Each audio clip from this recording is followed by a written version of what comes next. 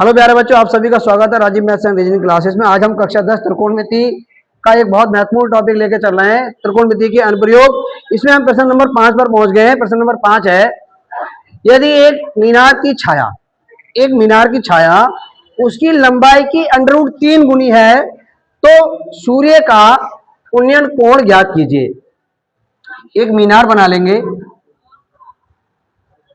ये मीनार हो गई कोई, इधर कहीं सूर्य रहा होगा जो कि प्रकाश का स्रोत होता है। इधर से जब प्रकाश की किरणें चढ़ेंगी तो ये मीनार है बीच में, तो इसकी छाया जो होगी इधर आएगी, ये छाया हो जाएगी इधर, कहीं इसकी छाया हो जाएगी इधर। कह रहे हैं यदि एक मीनार की छाया उसकी लंबाई की √3 गुनी है तो सूर्य का उन्नयन कोण ज्ञात कीजिए। ए इसे मान ले रहे हैं, इसे बी मान ले रहे हैं, इसे सी मान ले रहे हैं। ये मीनार है BC, तो हम क्या करेंगे, माना जो उन्नयन कोण है ये हमें ज्ञात करना है। माना सूर्य का उन्नयन कोण थीटा है। हमने सूर्य का उन्नयन कोण थीटा मान लिया। देखिए क्वेश्चन में कह रहे हैं एक मीनार की छाया लंबाई की √3 गुनी है। लंबाई किसकी? मीनार की। तो लिख लेंगे माना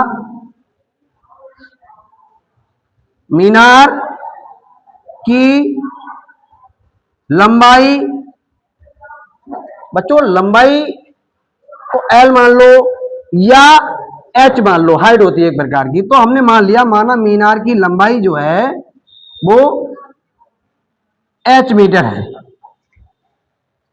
तो छाया क्या कह रहा है? छाया कह रहा है क्वेश्चन में कि छाया जो है लंबाई की √3 गुनी है, तो छाया हो जाएगी, मीनार की छाया कितनी हो जाएगी? मीनार की छाया जो लंबाई है उसकी √3 गुनी, तो लंबाई में हम √3 से गुना कर देंगे, यानी कि ये हो जाएगी √3H। अब क्वेश्चन में देखिए, ये आपने H मान ली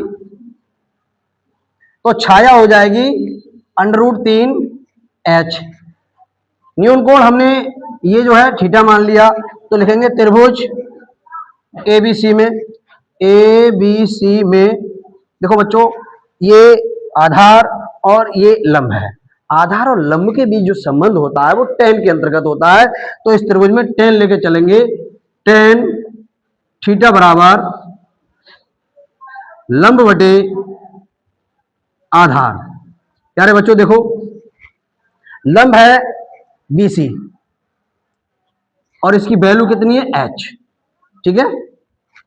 आधार है AB और AB की वैल्यू कितनी है √3H।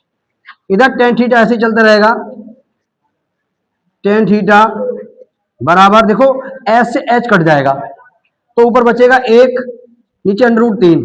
अब आप देखिए tan में 1/√3 कितने डिग्री का मान होता है? तो tan में 1/√3 जो वैल्यू होती है वो tan 30 डिग्री की होती है। फिर से समझ लीजिए, त्रिकोणमिति की टेबल में tan के सामने 1/√3 जो मान होता है वो 30 अंश का होता है, तो 1/√3 के सामने हमने tan 30 लिख दिया। अब तुलना करेंगे, देखिए इधर tan है, इधर tan है, तो tan के बराबर, यानी निष्पत्तियां आपस में बराबर है तो इनके कोण भी आपस में बराबर होंगे। तो तुलना कर देंगे तो थीटा बराबर आ जाएगा 30 अंश। सूर्य का जो उन्नयन कोण होगा वो 30 डिग्री होगा। मैं समझता हूं आपको ये क्वेश्चन अच्छे से समझ में आ गया होगा। आप हमारे चैनल से जुड़े रहिए, मिलते रहिए। नेक्स्ट वीडियो में देखते हैं अगले क्वेश्चन क्या है। ठीक है।